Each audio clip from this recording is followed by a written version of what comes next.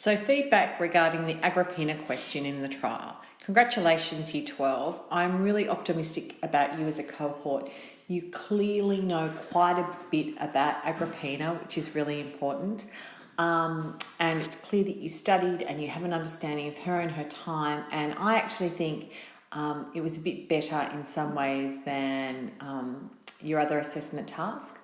But I've still got some generalised feedback to give. Okay, so let's look. Let's look at the question. Describe how Agrippina defied the role of a Roman matron. So it's a describe question, which is good. So we want content, but how? So you have to think about how she actually did it. So you've got to give clear examples of evidence of how she defied the role as a Roman matron. So if you look at the criteria, comprehensive and accurate description, which means comprehensive. At the HSC, if you're not writing 2 full pages, I want to say 2.5 pages, 3 pages. If you're not writing that amount, you are not going to hit that target of a 9 or a 10 response. These are easy marks, but you have to work for them in that you have to give the detail and relevant. So once again, it's not enough just to know a lot of information. You've got to give the right information. So that's what comprehensive, you're covering all the elements, and then you're accurate in that you are giving accurate and relevant information. That is the key to scoring the big marks here. All right. The good responses. The best ones defined what a Roman matron was. And they only needed to do it really briefly. So that would be your first thing. So, all right, this is a Roman matron. This is what she should be doing. And then I'm going to talk about how Agrippina defied, how she went against, how she was an exception to the rule. So what was the traditional role? She was modest. Her focus was on her family. She had a lot of children even. There was a really great one, and I really think it probably was the only one that I saw that spoke about how her mother had all of these children, but she defied the role in that she only had one with Nero. She supported the careers of the men in their lives. That's why I loved this quote that I've included that was in someone's response that said, emphasis on political support rather than participation. You've nailed it on the head, and you know what? That can be now a thesis that you prove. And you're saying, well, it's not an essay, but it shows that you have a really deep understanding of the question. So they're supporting the careers of the men in their lives. Could even make a reference to the changes of the morality laws in Augustus. So I asked Mr. Need about that. But basically, Augustus, after the headiness of the Civil War, wanted to add some stability. And so, one, she was to be chaste, meaning she wasn't supposed to have sexual affairs. You could have even talked about that in your response too. She was supposed to have a lot of children. She got extra freedoms and privileges if she had more than 3, I think it is. And also that she was meant to be, certainly have humility and modesty and all of those sorts of things. How did she defy them? Well, of course, you're all going to tell me that she did. She actually had her own ambitions. Then you describe how. When you talk about her own ambitions, some of you did a very good job in saying, you know, that this is steeped in her because of her bloodline, that her mother had said that really early on. If you're going to say things like that, so particularly her mother, you're giving evidence, but you're still not showing how she defied. So if you're going to use other information, you've got to really link it to the question. So you really needed, this was a question, the whole section of this paper was about Claudius and Nero. So she used traditional political structures of marriage. As you know, marriage was political alliances, but in very untraditional ways. So some people talked about how she became wealthy through the marriages, and that's especially Crispus, and said she then was able to use that money for patronage. Bam, you're saying this is what happened and this is how she defied. The fact that she actually orchestrated her own marriage to Claudius via Pallas shows that she's not just being acted upon, but she's actually doing the acting. She's the one who's arranging the marriage. So, getting to Pallas's ear so that he then gets into Claudia's ear and says, we don't want her to be married to somebody else. That's showing how. She attended the Senate behind the cloak of the curtain. We know that is unheard of for Roman women. Some people spoke about the military cloak that she received and how different that was and how it defied the role that women weren't meant to have. So you say things like women weren't meant to have a role in military affairs and she defied the role. And lots of you brought in the fact that she got the title of Augusta before her husband died. And then without a doubt, her behaviour during the reign of Nero.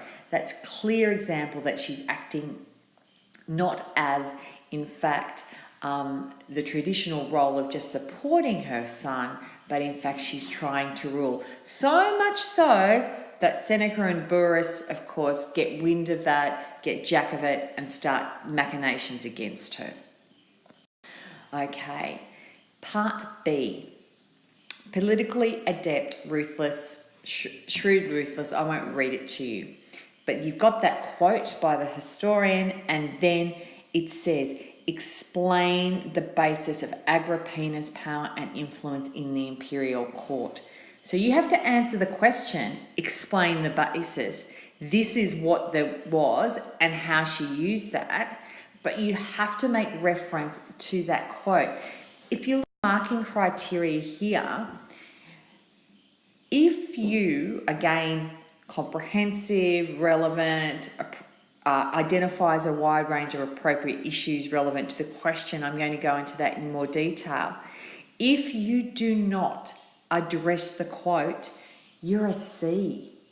And I felt really sad for some people who just, if you didn't directly engage with the quote, if you did it a couple of times and it was brief, but you had sort of had this other prepared answer, I felt like I could give you about a 10. But you want to make it so easy for the markers to want to put you into those top two ranges. Okay. The question's asking you to explain the basis of her power and influence. So Edward argues that it's through men and also that she was, politically adept. So she was savvy, she was shrewd, and she was ruthless. You have to address the issues that she raises. So there's just those two mainly. Are they valid? Is that really why? Is that the basis of her power? Or are there other reasons to explain the foundations of her power influence? You could have argued against it, I guess, and a lot of you brought up all this stuff about bloodline. But if you're going to do that, you're going to say, while it was through men, it was her bloodline that gave her the access to men or something like that. You have to link it to the question if you're going to get those top bands. So identifies a range of appropriate issues relevant to the question. Tiberius is not relevant here. She's not powerful, nor is she influential.